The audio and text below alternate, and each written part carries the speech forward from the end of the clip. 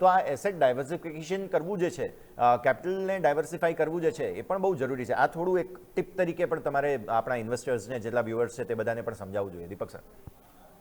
જો અત્યારે બે ટાઈપના લોકો બહુ ચિંતામાં નહીં, રાઈટ.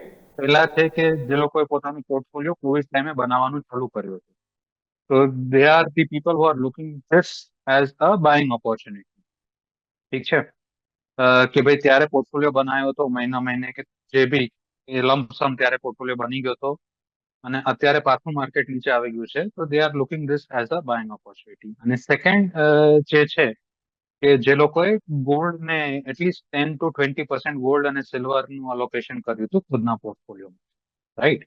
સો આ બધા જ માટે અગેન મેસેજ એ જ છે કે જો તમે લોંગ ટર્મ ઇન્વેસ્ટિંગ કરતા હો તો જેમ આપણા કે સરે બી વાત કરી કે તમારા એસેટ અલોકેશનમાં at least 20% commodities gold and silver હોવી જ જોઈએ, રાઈટ. હવે ધીરે ધીરે આગળ જતા લોકોને અલગ અલગ કોમોડિટીઝ છે, જેમ કે કોપર છે કે એ બધી વસ્તુ પર બી ધ્યાન જશે અને આ બધી વસ્તુના બી મારા ખ્યાલથી ઇટીએફ ક્રિએટ થવાના ચાલુ થવા જોઈએ. હજી મારા ખ્યાલથી કોપર ઇટીએફ છે નહીં માર્કેટ, રાઈટ.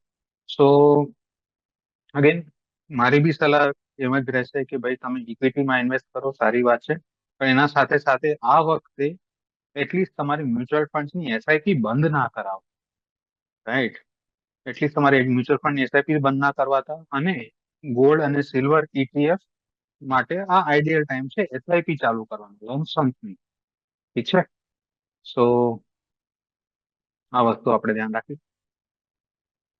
ડેફિનેટલી યોગ્ય વાત છે. સોના ચાંદીના જે ઇટીએફ વગેરે છે તે અલગ અલગ, આમ તો મેં તમને સ્ક્રીન પર બતાવવાની પૂરી ટ્રાય કરી છે. એક માત્ર પ્રોડક્ટ ન રહેતા અલગ અલગ બધા જ પ્રકારના મ્યુચ્યુઅલ ફંડ હાઉસીસ જે છે તે ઇટીએફ વગેરે ચલાવતા રહેતા હોય છે. તો તેને લઈને પણ અહીંયાથી ખાસ તમારે નજર જરૂરથી રાખવી જોઈએ. પણ ડાયવર્સિફિકેશન જરૂરી છે. મોટો of the story is that જો અમે એક માધ્યમ તરીકે અમે તમને શું કહી શકીએ, અમે તમને જે છે તે એ જ કહી શકીએ કે સાચા સમયે શું કરવું જોઈએ, અને એ માટેનું અત્યારે સાચો સમય છે.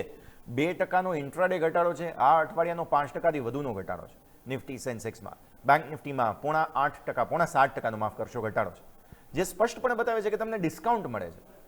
ડિસ્કાઉન્ટ સમયે માર્કેટમાંથી ભાગી જવા કરતાં માર્કેટમાં તમે પાર્ટિસિપેટ કરો તો તમને હંમેશા વધારે લાભ મળી રહેશે.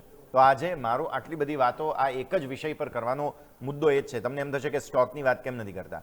અત્યારે ફિલહાલ સ્ટોકની વાત કરવા કરતાં જે રોકાણને લઈને યોગ્ય તમને જો ગાઈડન્સ, માર્ગદર્શન મળી રહે ને દર્શક મિત્રો, એ વધારે જરૂરી છે. અને એટલા માટે જ આ પ્રયત્ન જે છે તે અત્યારે ફિલહાલ અમે કર્યો છે.